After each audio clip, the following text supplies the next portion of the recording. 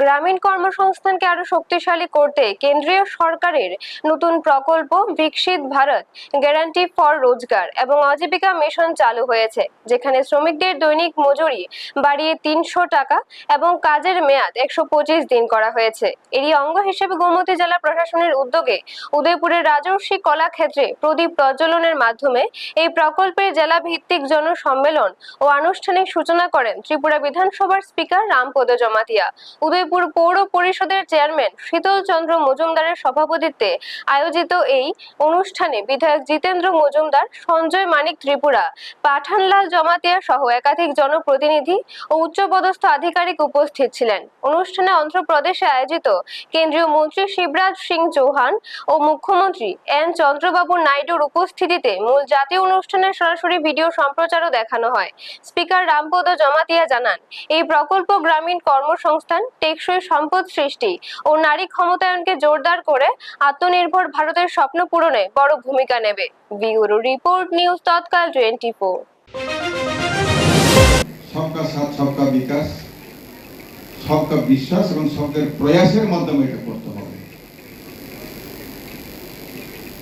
তো কাজেই আমাদের এই কাজটা সঠিকভাবে 125 দিন যাদের জব কার্ড আছে ওরা যাতে করতে পারে, তার জন্য আমাদের যারা আধিকারিক আছেন, বিডিওরা আছেন এবং আজকে যে এখানে এই আয়োজক হিসেবে ডিস্ট্রিক্টে দুজন আমাদের এডিশনাল ডিএম যারা আছেন, তাদেরকেও আমি অনুরোধ করব আপনার বিষয়টা ব্লকের মাধ্যমে এবং গ্রামের যে পঞ্চায়েত পর্যন্ত এটাকে নিগরানি রাখতে হবে, যাহাতে সঠিকভাবে হয় এবং আমরা যাহাতে 60% পাস কাজ করার পর 40% যাহাতে আমাদের বিভিন্ন ব্রিজ, রাস্তা, পুষ্কুনি, কতগুলি ঘর বাড়ি এইসবগুলি যে বলা হয়েছে।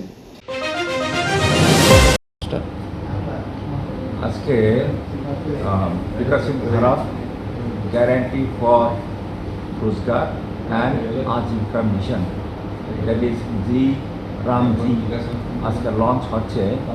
এটা হচ্ছে 2025 অ্যাক্ট, যেটা এনজিএনআরএজি national rural employment guarantee act 2005-কে রিপ্লেস করছে এবং এটা 2025 এই অ্যাক্টটা পাস হয়েছিল।